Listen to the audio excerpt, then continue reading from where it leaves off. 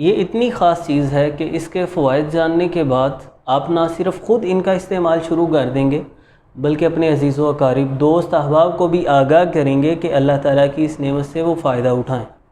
अस्सलामु अलैकुम। मैं हूँ हकीम मोहम्मद साजिद फ़ारूकी। आज की हमारी वीडियो बहुत ही स्पेशल है। सर्दियों का आगाज़ हो रहा है तो मौसम सरमा के एक ख़ास तोहफ़ा से मैं आपको मुतारिफ़ करवाना चाहूँगा। ये मेरे सामने आप बरी हुई प्लेट देख रहे हैं सफ़ेद तिल की। वैसे तो गर्मियों में भी तिल इस्तेमाल किए जा सकते हैं, लेकिन चूँकि इनका मिजाज गर्म तर होता है तो सर्दियों में इनका इस्तेमाल ज़्यादा मौजू रहता है। इनके हम कुछ फ़वाइद पर बात करेंगे। तिल के अंदर बहुत ही उम्दा फ़ाइबर पाया जाता है।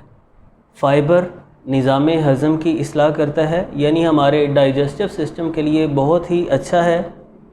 ये ओबेसिटी मोटापे को दूर करने में मुआविन साबित होता है। डायबिटिक टाइप 2 पेशेंट्स के लिए उम्दा फ़ाइबर बहुत मुफीद है और ये दिल की सेहत के लिए भी बहुत अच्छा है। दूसरे नंबर पर इसमें प्रोटीन पाई जाती है। प्रोटीन जो हमारे मसल्स को स्ट्रेंथ देती है और हमें ताकतवर बनाती है। यही वजह है कि अमूमी कमज़ोरी को दूर करने के लिए, ख़ास कमज़ोरी को दूर करने के लिए तिल का इस्तेमाल किया जाता है, क्योंकि इसमें प्रोटीन पाई जाती है। अब हर शख्स गोश्त, ख़ास तौर पे छोटा गोश्त या देसी मुर्ग वगैरह नहीं खा सकता, तो तिलों को उन लोगों के लिए गोश्त का मुतबादल कहा जाता है कि इनके अंदर इतनी प्रोटीन होती है जो हमारे मसल्स को क़ुव्वत देने के लिए काफ़ी होती है।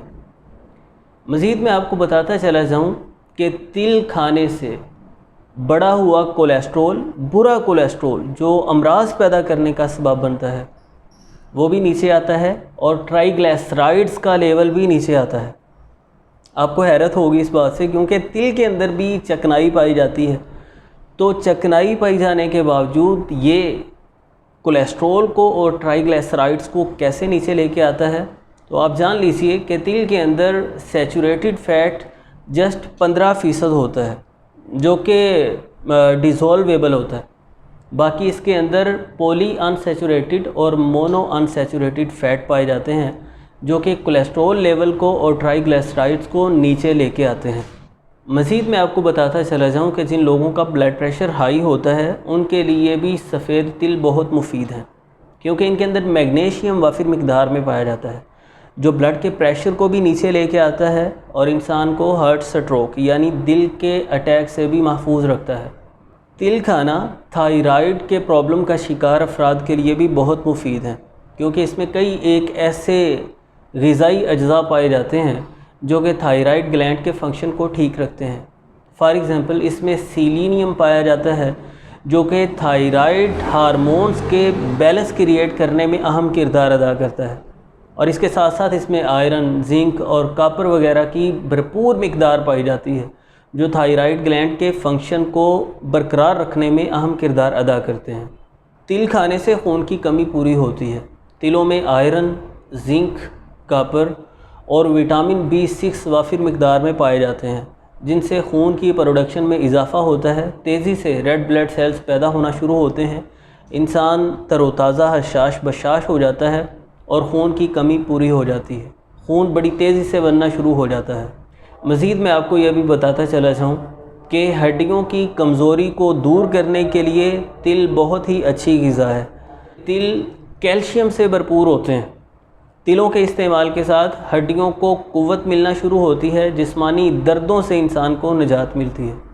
आगाज़ में मैं आपको बता चुका हूँ कि ये ओबेसिटी को यानी मोटापा को दूर करते हैं, तो उसका मतलब ये है कि ये अनवांटेड फ़ैट को बर्न करने में मदद करते हैं, जिससे ज़ायद फ़ैट ख़त्म हो जाता है और इंसान की जिसामत सिडोल हो जाती है।